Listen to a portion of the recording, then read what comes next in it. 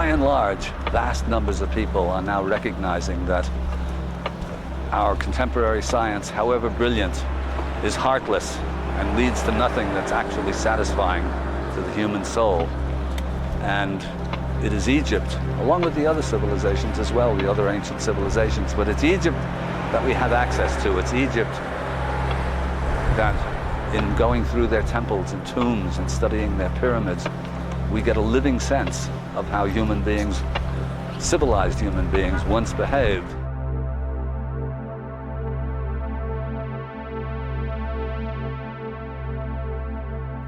The science of perfecting of consciousness, the secret creation of the permanent and highly valuable Philosopher's Stone. This magical and arcane knowledge seems to perpetually fade from view, only to burst into incarnation again. Truly, this is one aspect of the powerful symbol of the phoenix, continually rising from its own ashes. At the Temple of Karnak, the organic cycle of life is represented through the symbolism of the seed, which produces a tree that bears fruit containing the seed for the next cycle. This relief may show the teachings and revelations of the past to be in their own way bound to the Osirian cycle of death and rebirth.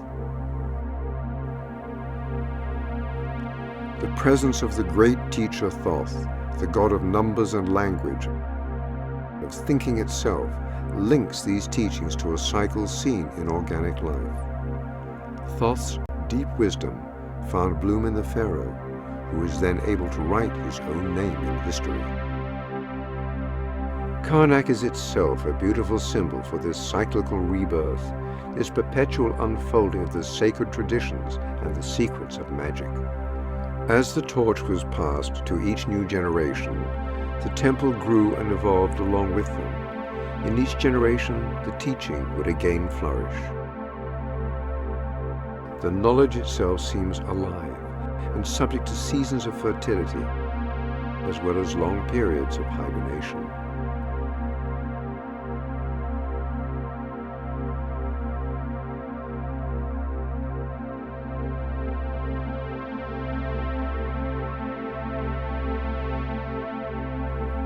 Throughout history, we see its cyclical re-emergence and its evolutionary influence on man.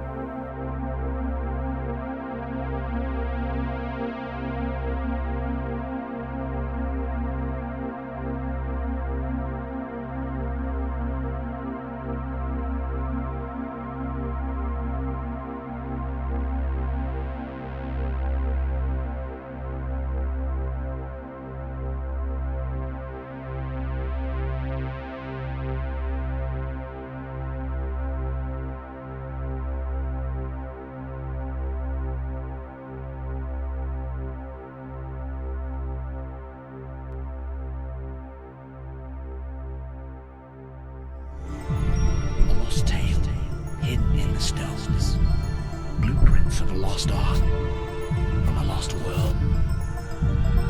Behind the veil lies another Egypt, hidden Egypt, magical Egypt.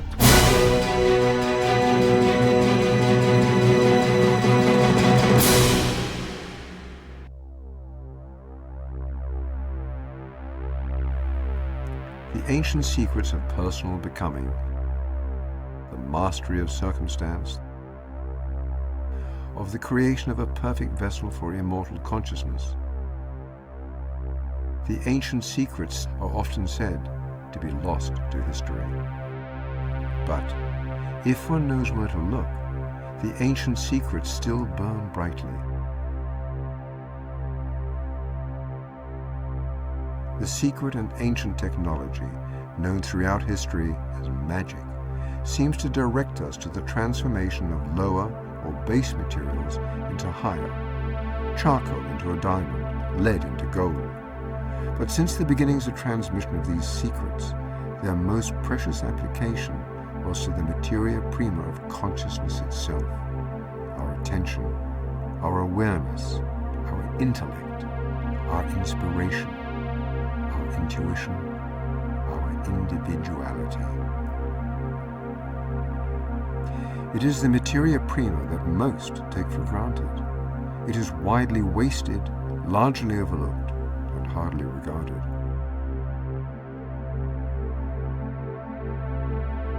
The same laws that govern the perfection of the material world apply to the world of intellect or consciousness. We can create a diamond out of ourselves by following the same rules that apply to the perfection of any external material. This is one aspect of the deep secret of the Philosopher's Stone, the transmutation of our consciousness into an object of perfect, compact structure, high value, virtual impenetrability, and lustrous permanence.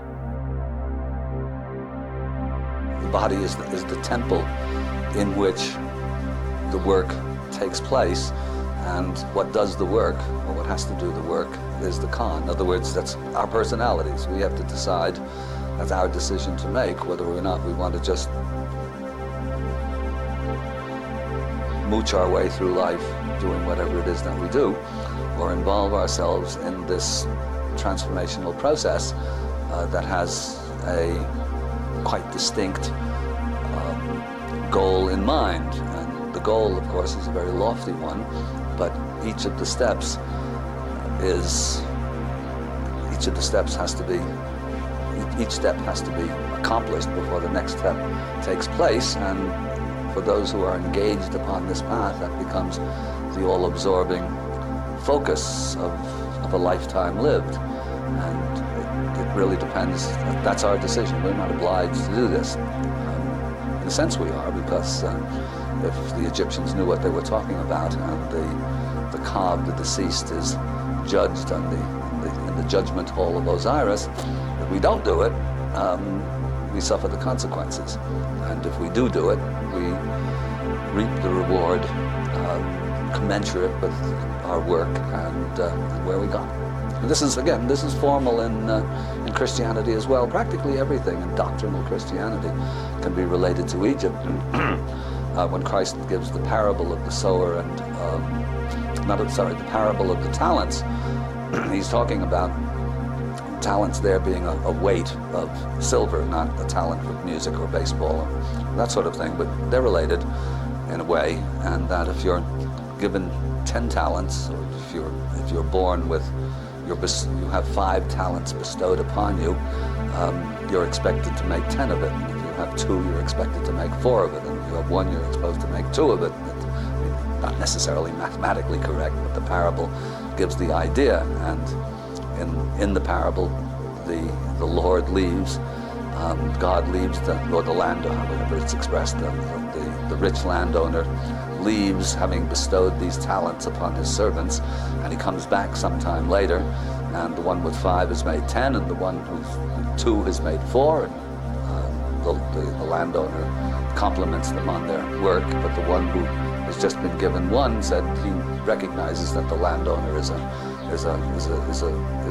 cruel master, and so he's buried his talent and done nothing with it, and the landowner banishes him to the outer regions and says something like, "O thou unprofitable servant, from those that hath shall be given, and those that hath not shall be taken away, even that little which they have." Some words to that effect.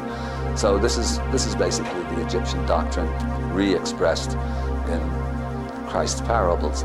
So this is, those are the rules. You're given everybody is given something to work with. He or she who doesn't do the work suffers those consequences. And we're in the middle of a society where not only are few people doing the work, but the validity of the work itself is denied by precisely the people who actually run the system.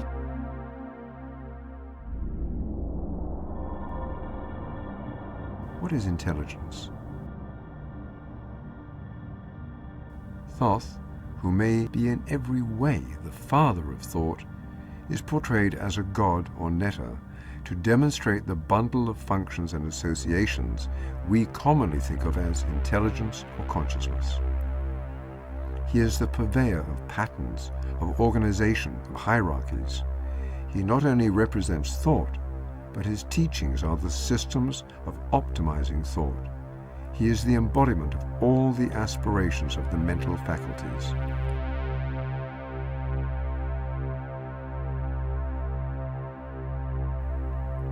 The many Nilometers employed up and down the Nile showed a very developed science of measuring and predicting the rise and fall of fertility of the land.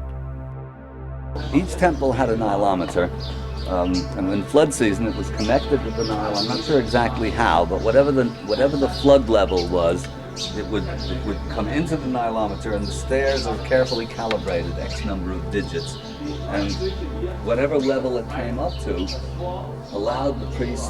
told the priests exactly what the harvest was going to be. You knew exactly what the flood was going to be, and that determined the harvest. There's no rain to speak of, or at all, for years and years and years. So this tells them it's taxation in advance, because they can levy the taxes according to what they know, given, unless there's a plague of locusts or something of that sort, they know exactly what they're going to get from the level of the Nile.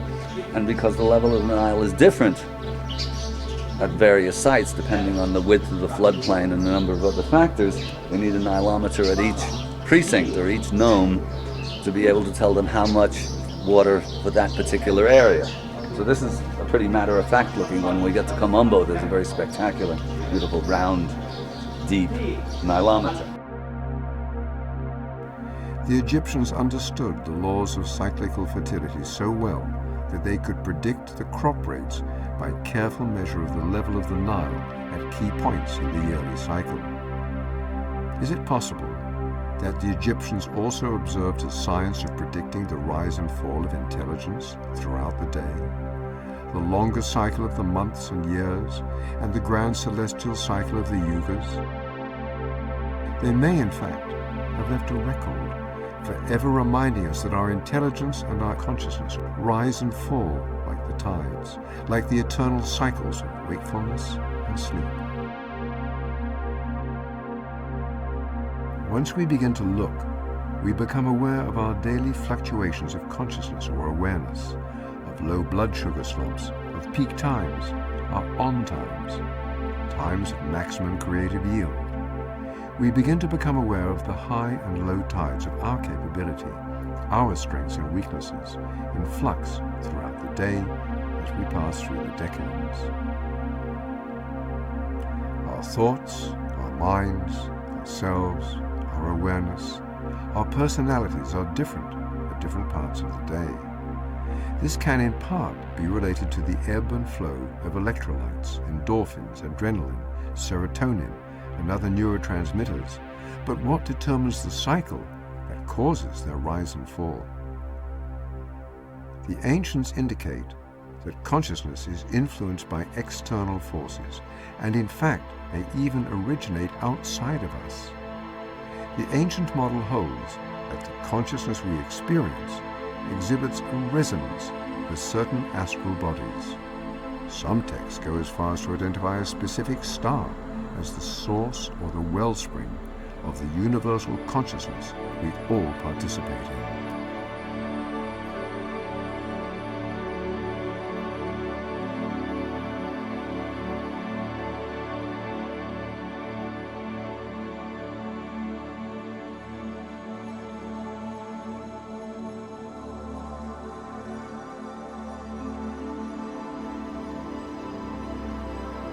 It seems obvious that intelligence and mental focus of a higher concentration of consciousness was necessary for the carrying out of magical work. As the land was made fertile or subject to famine according to the rising and falling levels of the Nile, perhaps the fanatical attention to the heavens was evidence of the tracking of mental, intellectual, intuitive, and magical fertility, charted and observed, rising and falling in strength on a cycle corresponding to certain stars. Is this one of the secrets behind the precise astronomical alignment seen at so many of the sacred sites?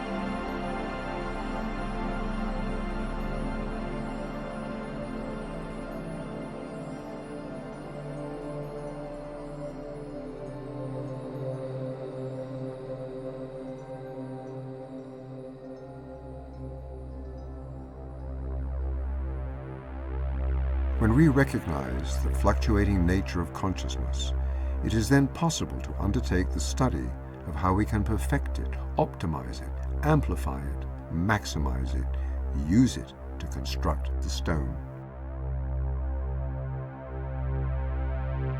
The Arabian name for Egypt was Kemet, meaning the Black Land. Alchemy was originally known as Al-Kemet, or from the Black Land. It was a magical practice that was so carefully guarded that its steps were shrouded in allegory and riddle. It was communicated through metaphors about transformation, or more specifically, transmutation. It described the alchemist's quest to collect the materia prima and to subject it to a series of exacting purification processes. If performed correctly and with great attentiveness on the part of the alchemist, the materia prima would become transmuted to a higher state. Yes, well, the word alchemy, there's arguments over this, there's arguments over everything, actually. But alchemy probably derives, it's an Arabic word, with al-Kemet.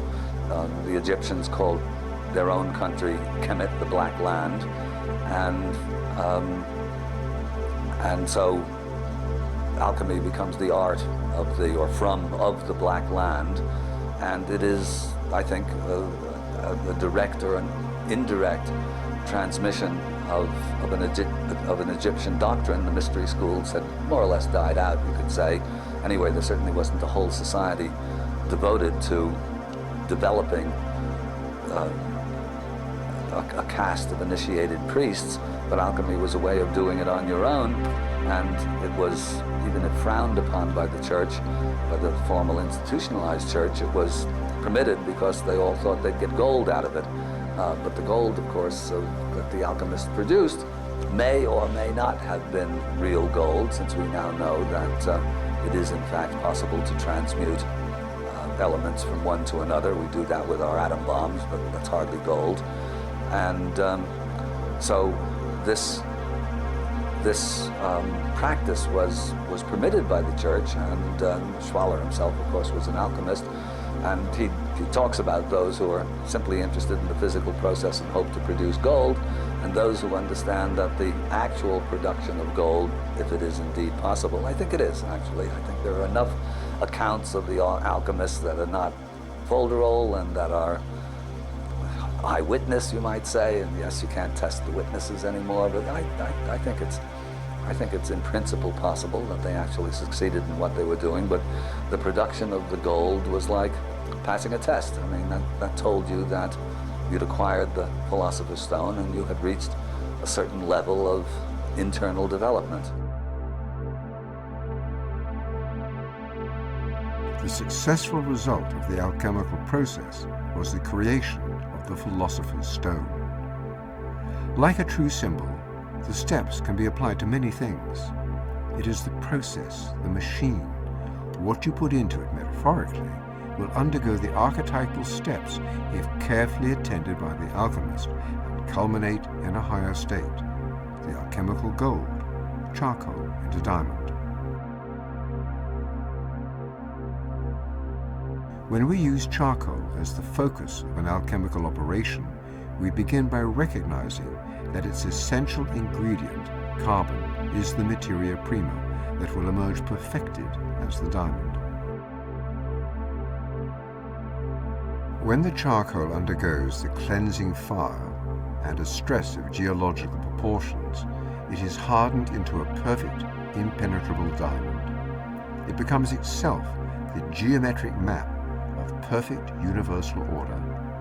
From the highest spiritual registers to the lowest physical realms, the universal order can be seen as the lattice which guides the growth of the vine, as an archetype that guides and supports life on the material plane. While many agents can be introduced into this machine and undergo the archetypal steps to its perfection, the one to which the most closely guarded alchemical allegory and occult law is addressed is consciousness itself. This is the essence of the great work, the application of this special key to this mysterious universal formula. The key directs the alchemical process to the materia prima of our very consciousness, our awareness, ourselves, our mental selves or spiritual selves. Consciousness is the materia prima.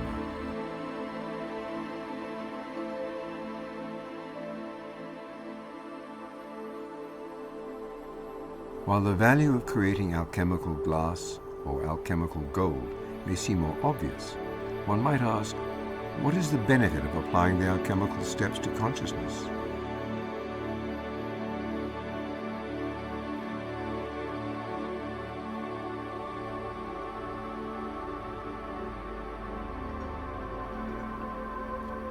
At the beginning of the show, we discussed great minds throughout time that were made great, who were able to write their names in human history as a result of discovering and internalizing these secrets for themselves.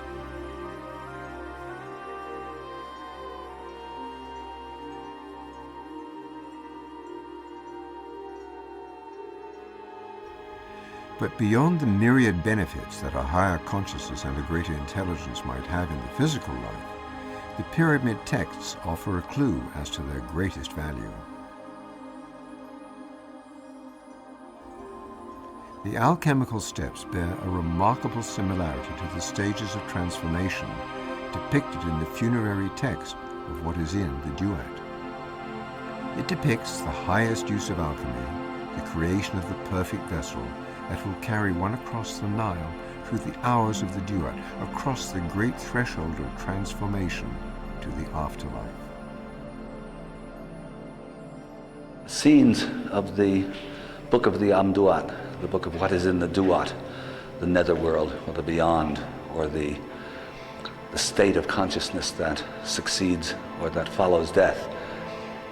In the tombs of the early kings of the New Kingdom, these are depicted in magical or on magical papyruses, and rather in cartoon form as bewildering stick figures. Later in the New Kingdom, the pharaohs decided, for reasons of their own, to turn these texts into a more artistic form and to carve them in reliefs into the walls of the tombs.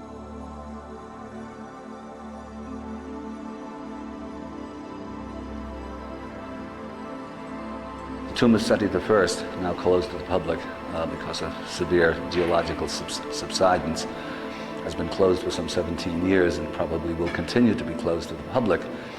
But this is perhaps the high point of Egyptian funerary art in the New Kingdom. And here we see the same representations that we see in the tomb of Thutmose III, but realized in fabulously artistically rendered 3 dimensions carved into the walls. But the end result is rather peculiar in that the initial effect when you walk into those early tombs is one of high magic. In the later tombs here, for example, the effect is more artistic. In other words, we're in the company here of virtuoso artists, and it's less obvious that they're magicians.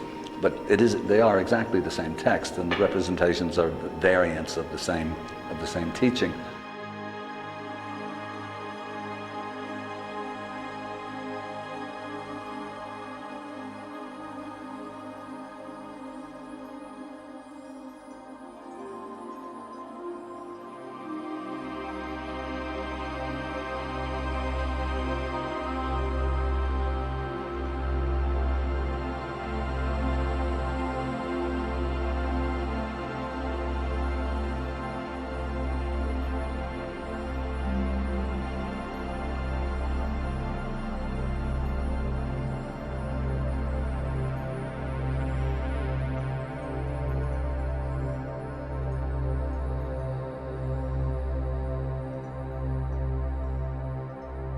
When consciousness works on itself, perfects itself, takes itself through the alchemical steps, it becomes the stone. This is the vessel used by the deceased when navigating the Duat. This is the seed or the egg, which hatches into a higher incarnation in order to act on its own behalf to gain mastery over the machinery of the afterlife. This is why the priests and initiates spent each day in constant service of constructing the perfect stone. The perfection and crystallization, the condensation of the will, the attention, consciousness. The finished process created the philosopher's stone, the diamond out of charcoal, lead into gold. It was believed then as now that work done in life to perfect, to congeal, to make permanent the consciousness would prevent a dissolution and evaporation or breakdown of consciousness in the afterlife. The consciousness that remains in an imperfect or incomplete or charcoal state is easily broken down, dissolved by forces of separation that one passes through at the threshold of death.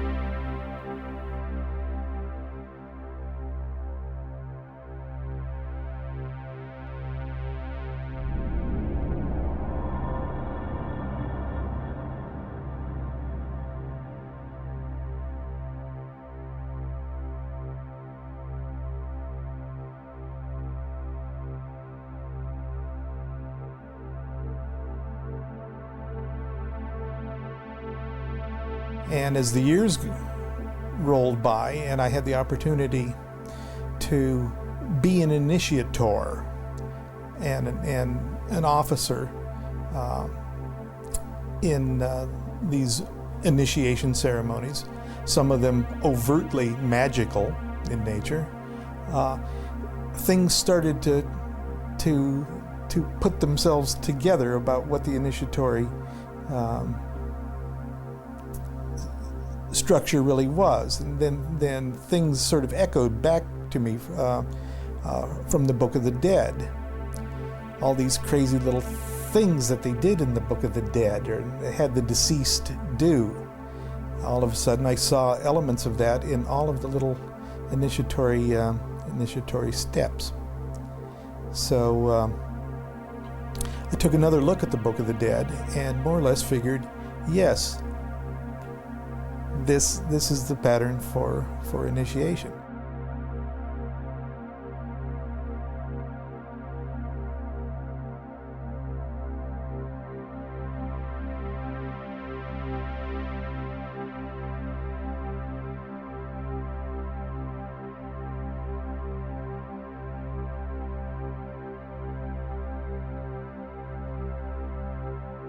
Well, initiation is a test, actually.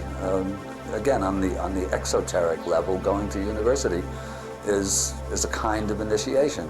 You study the course, you take a test, you pass the test, you get through the course. So initiation is exactly the same thing, but on an inner level rather than on an outer level.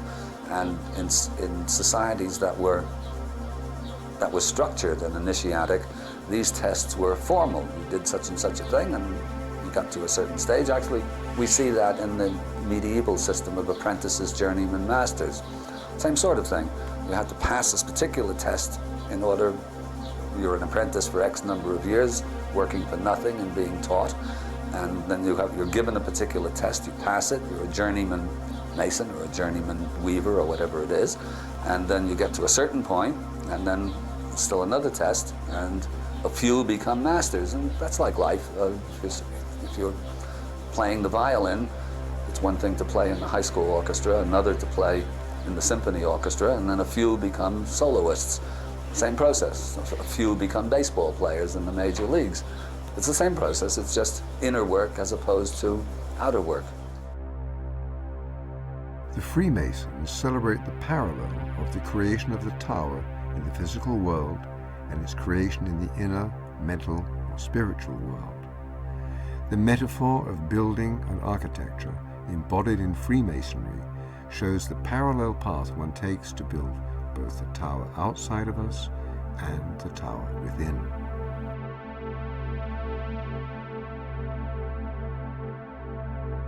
This is one of many strong ties between the ancient Egyptians and modern Masons, as well as a number of other contemporary esoteric and fraternal societies. if you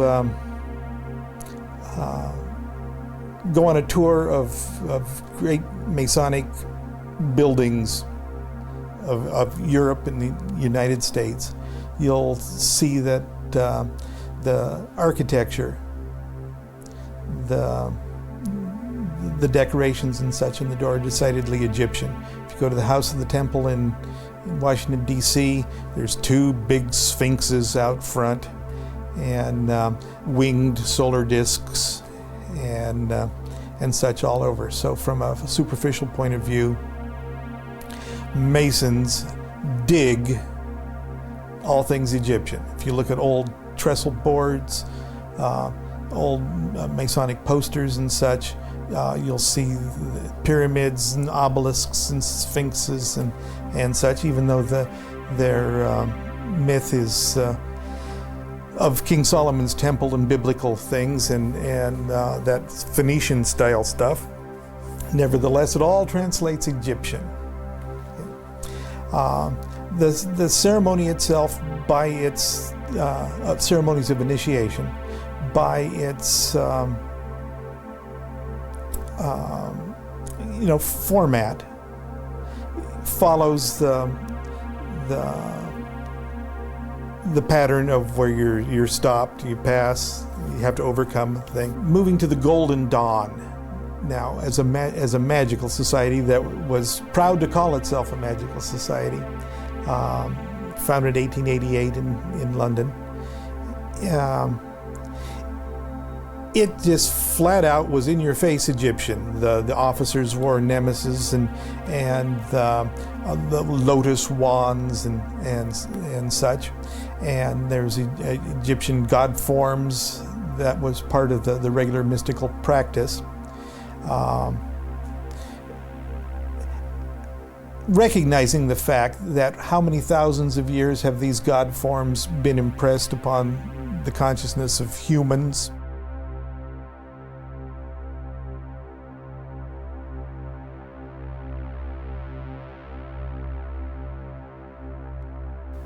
Other things in the Golden Dawn were Egyptian too, and there was a vault ceremony where literally an entombed Osiris, gets up and has a little talk with you, which is quite impressive, I think, and. So it's had a lot of influence. Moving into to Aleister Crowley, who was a member of the Golden Dawn long enough to cause so much trouble that the whole thing fell apart. But his initiatory society, actually there's a couple of them, but the core one, which was an extension of this Golden Dawn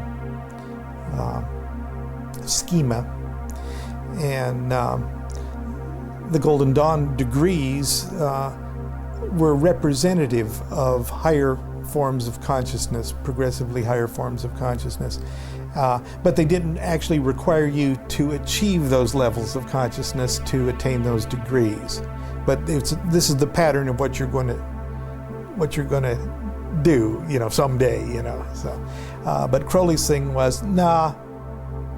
You're not those degrees unless you're experiencing that level of consciousness, and he just went hardcore Egyptian. Some of his initiatory, just even the names of the initiations for that organization, which are self-initiations ultimately, because ultimately all initiations are self-initiated. But Liber Pyramidos,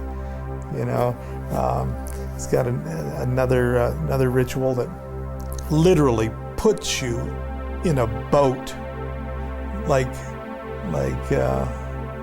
Osiris, like the dead, like the Book of the Dead. And in order to do this ceremony properly, you have to have a lake and pylons and somebody rowing you to different things. Well, it's pretty impressive. So that's overtly Egyptian too. So I would say if we just go back into history and wipe Egypt out, it pulled a big plug on modern initiatory societies, because there's not a heck of a lot of them out there dressing up like Hittites. What is it about these ancient secret teachings that have made them so timeless and valuable, so sought after, so faithfully preserved?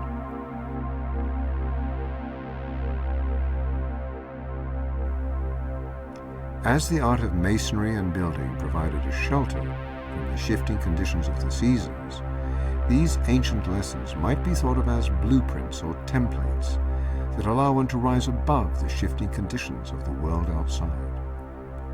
To build a permanent residence for oneself in the realm of the netta, to lift the mind to the consciousness out of the ever-shifting highs and lows of external circumstance, and maintain a state of stability through the building and occupying of the temple within.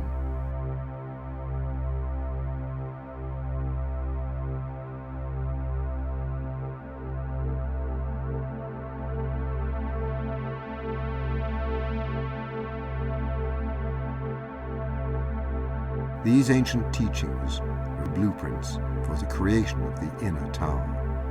The external stones represented the internal materia prima that is sculpted and formed into mental realm recreations of these principles, these houses of the nettas.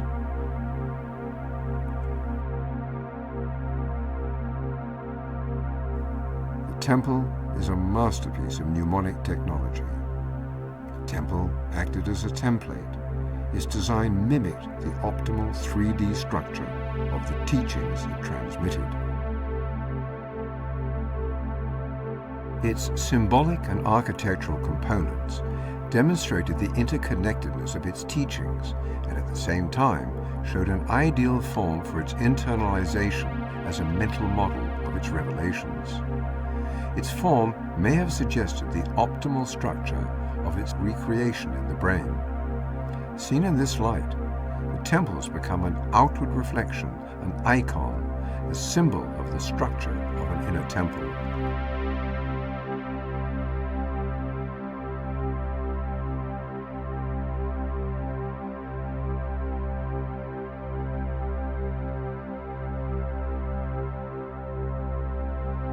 The ancient secrets are often said to be lost to history. But if one knows where to look, the ancient secrets still burn brightly, preserved and protected in fraternal orders, esoteric societies, in the ageless wisdom teachings that are a legacy from the ancient Eastern cultures, in modern magical circles, in global shamanic practices, and encoded in many more unconventional and unexpected places. They're all over the place. Maybe they've always been all over the place, but they've been too scared to come out of the closet. I don't think so. There's always been a magical movement. There's always been people that studied Western Hermeticism, considered themselves nominal this religion or nominal that religion, but behind it all, they at heart were magicians. As far as pure numbers go, in modern history, magic has never been more popular. There's a thriving golden dawn, all sorts of golden dawns, different kinds of golden dawns if you're this religion, or a golden dawn if you're that religion. It's very popular. There's more information on the bookshelves than there ever has been. Some of it's pretty good. And the Crowley's organization, which is probably the most unlikely to become popular, you would think, because of Crowley's terrible reputation and the fact that it takes a great commitment and a little bit of courage to tackle Crowley's work and get to a point where you understand that it's just as wholesome as anything else. It's scary, but it's wholesome, you know. The outer organization, the Ordo Templi Orientis, has like 3,000 members throughout the world in over 20 countries, and it's not because I think that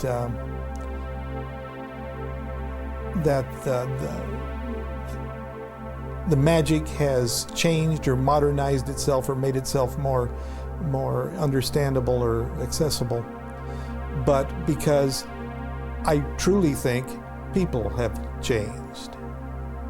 And sometimes I think humanity changes slowly over a period of time. Sometimes it stays the same for a period of time. But I truly think that there are periods where we undergo leaps. And I think we've just experienced a leap. I believe that one of those quantum leaps has just recently taken place. And it all has to do with our consciousness of our place in the universe. And it wasn't too long ago that we thought that the sun went around the earth, and that the earth was flat and all of that. Literally, we thought the sun died. Okay,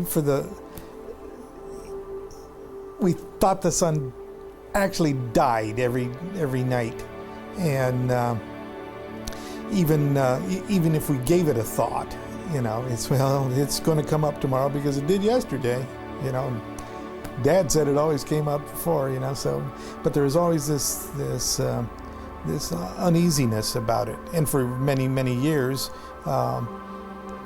it was in the hands of priestcraft of every culture that, hey, we're the guys that make the sun come up, you know. So I know you're scared at night, but if you follow our rules and pay our taxes and feed us, you know, that sun's coming up tomorrow. And so it wasn't all that long ago. And that dying sun thing that we all had in common with everyone else on the planet gave rise to the fundamental religious forms of expression and our whole idea of the afterlife. Okay, the sun goes down at night. It doesn't go down, it dies. Okay, and I sort of die at night because I fall asleep, and so I'm sort of dead too. Not only that, I dream, and there's light in my dreams. Where the heck does that light come from? It must come from that dead sun. Okay, and this must be that dead sun's world. And there's strange things happen. I even meet dead relatives there, you know. And so it's very easy to think that the dead sun rules the night and the dead sun rules the afterlife. Okay, so it's just one little step to thinking that when I die, I'm going to be in charge, or the guy in charge of me is going to be the dead sun, and I'm going to have to, you know, follow his thing. That's Osiris in the underworld. Okay, riding his boat. Okay, and that's the whole Christian the Christian formula too. Okay, Christ, like the sun, died, and like the sun, has to be ooga booga'd up in the morning. There has to be intervention of some kind to get him up in the morning. So that, even though long after we learned that the Earth goes around like this and the sun's, you know, relatively stationary and such, we were still dominated by this concept in the back of our heads, well, the sun really dies, and just like my religion tells me, my Savior really died and had to come up. Osiris had to come up. Jesus had to come up, and about 19 others, in that same period, have to come up. But we've gotten to a place, and you may want to drag in the concept of yugas and other things, but just generally speaking, just to cut to the simplistic chase, most of us on the planet are now very comfortable with the fact that the Earth goes around and the sun is stationary. The sun is staying on all the time. We've seen pictures of the Earth being round. We've gone to the moon and seen pictures of the Earth relative to this thing. The mankind as a whole knows that the sun does not die. The sun stays on all the time. And there, I think just recently and within the last 100 years, let's say, recently something has clicked in all of us, or something has clicked in enough of our collective consciousness that the sun never dies. The sun stays on all the time. And if it's nighttime, the sun's just shining on the other side of the world. We're just sitting in our own shadow. The sun stays on all the time. I stay on all the time. The sun doesn't die. I don't die. If it looks like I'm dead, I'm just standing in my own shadow. And I think that has clicked just recently. And so magic, all of a sudden, has a new, improved formula. And the magical societies of today are now thrilled at this new little piece of the equation that has now improved our understanding of reality. We don't understand reality yet, but it's a little bit better than it was before, and all of a sudden that's exciting. It's an exciting concept for religion, and it's an even more exciting concept for magic, because magic is an actual use. Get up off your chair and do something instead of think about something with this new improved formula. That's, I think, the Golden Dawn was sort of a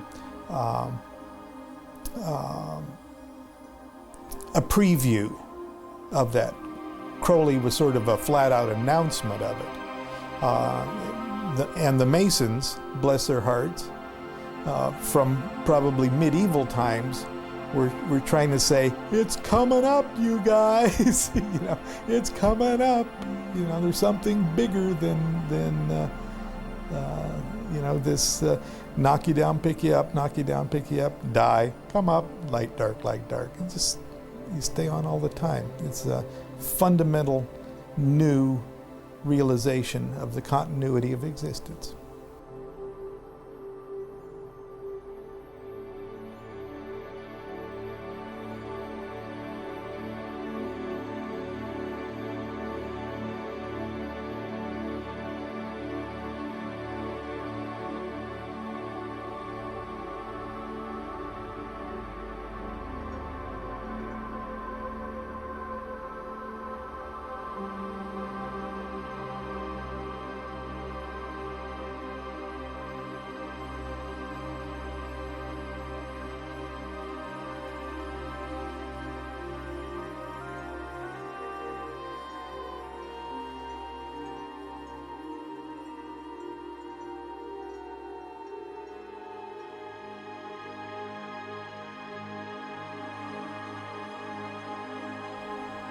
When we understand ourselves to be the materia prima, we begin to understand the necessity for purity and discipline. We understand hardship and resistance as a necessary phase in our higher becoming.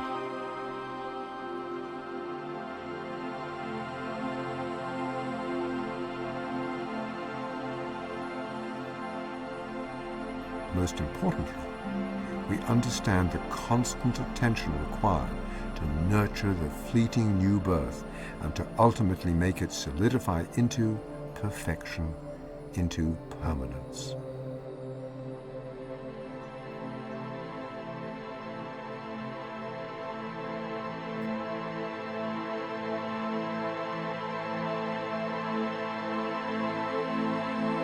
The principles upon which Egypt was based are in fact eternal, and by people who are conscious of what they are doing, it's not inconceivable that it can be reformulated in a manner that we can grasp, that we can access, and that we can manifest. There are many genuine teachers flourishing today, and along with a healthy sprinkling of charlatans, but